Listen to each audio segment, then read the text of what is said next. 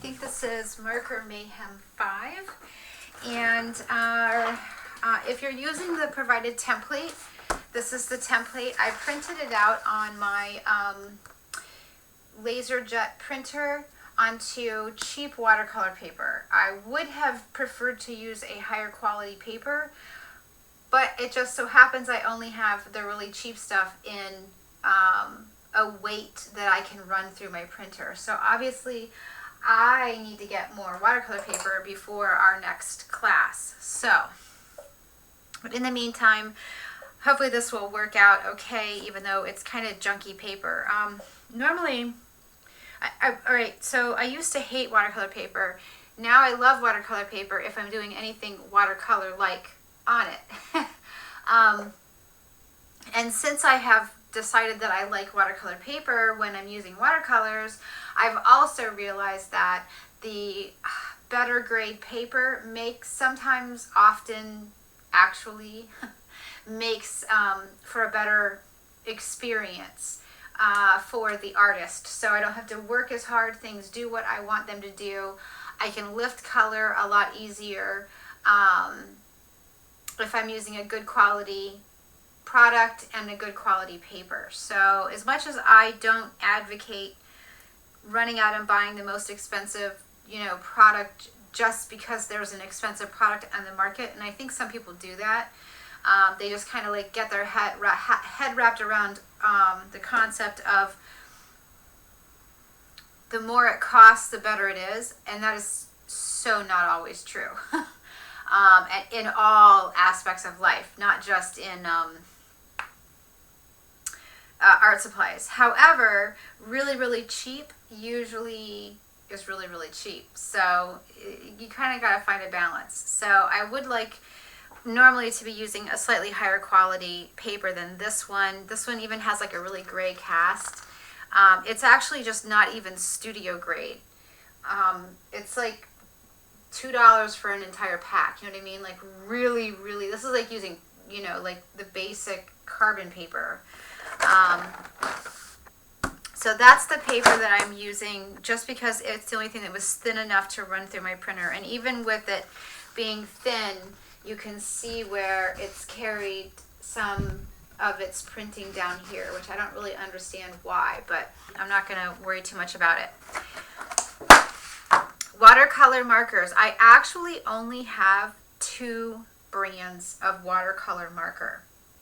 I started buying the Letraset Aqua marker, and I bought, I don't know, it was like a variety pack or something, or one of their sets, and I really didn't like them that much because of their vibrancy. I love the Letraset markers. I love that they come very, very juicy. There's a lot of ink in them, or in this case watercolor. And I usually really like them, and it could also have something to do with the particular set that I bought. Maybe this set just happens to be kind of on the dull side.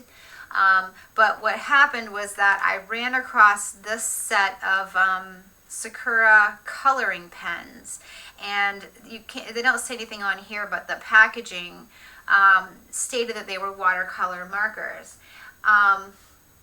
The color difference, vibrancy-wise, between these two products is just unbelievable. And I really like the vibrant, when I'm doing the watercolors and I'm going to use a marker, I like it to be really vibrant. So, because I have these, I didn't bother to buy any more of these. But I also didn't buy any more of these because, quite honestly, the only time I can see me watercoloring with marker would maybe be if I had a watercolor paper journal and I wanted to take them. See, I kind of really can't ever see myself using them. I mean, I'm going to use them obviously because I have them, use them up until they're not any good anymore. But I don't see myself buying any more of them, right? But when I was putting together the concept for Marker Mayhem, I really wanted to offer a wide variety of types of markers because there might be some of you who really love watercolor markers. So I kind of wanted to be able to introduce both, or introduce this as a, you know, a possibility for something that you could use if you wanted to use markers with watercolor specifically. So that, all that said and done, I'm actually going to swap out what I have here on my desktop really quickly, because I have a rather messy watercolor palette. It has ink in it, actually. It's not even watercolor. So I'm going to clean that super fast. And I've just got a baby wipe. And I'm just going to clean the bulk of it off with the baby wipe. I'm going to move my paper out of the way. Then I'm going to take some 90% rubbing alcohol, because this is an ink. It's an acrylic based ink. I'm just going to get that alcohol down in there, and it will hopefully lift that color right off of there.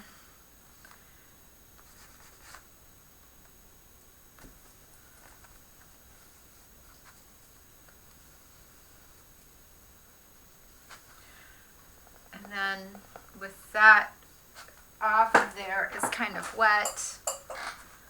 So I'm going to get it really good and dry.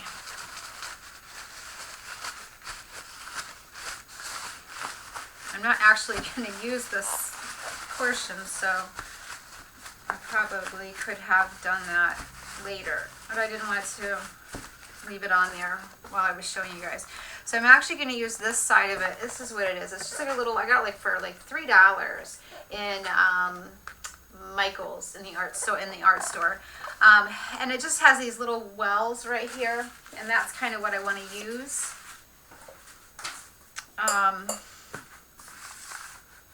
So hopefully you can see it there. So really I only have the Letra set and the Sakura markers. This is just a black Sharpie in case I needed to draw any lines that I wanted to be permanent. And then I also have this little Faber-Castell white 101 Pit Artist pen. Probably won't use that, but if I were to decide I needed to really white something out, then I would probably use this. Now, these Sakura markers have a pretty good variety of colors. And then this is just a really basic set. But before we start painting our face, I'm just going to make myself a cheat sheet, which I think I've done in some of the, if you've taken some of the other classes, I do this pretty much every time. Oops, wrong end. I have to remember which end is which. So I'm going to mark the paper, and I'm going to try to remember to put the markers back in the order that I marked the paper, so that I will have a reference while I'm working for these different markers. So I won't have to get like stressed if I can't remember what color does what.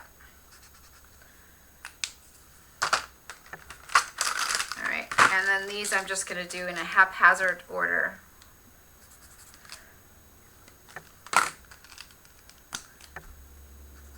Now these markers admittedly were used when I got them, so some of them are a little bit dry.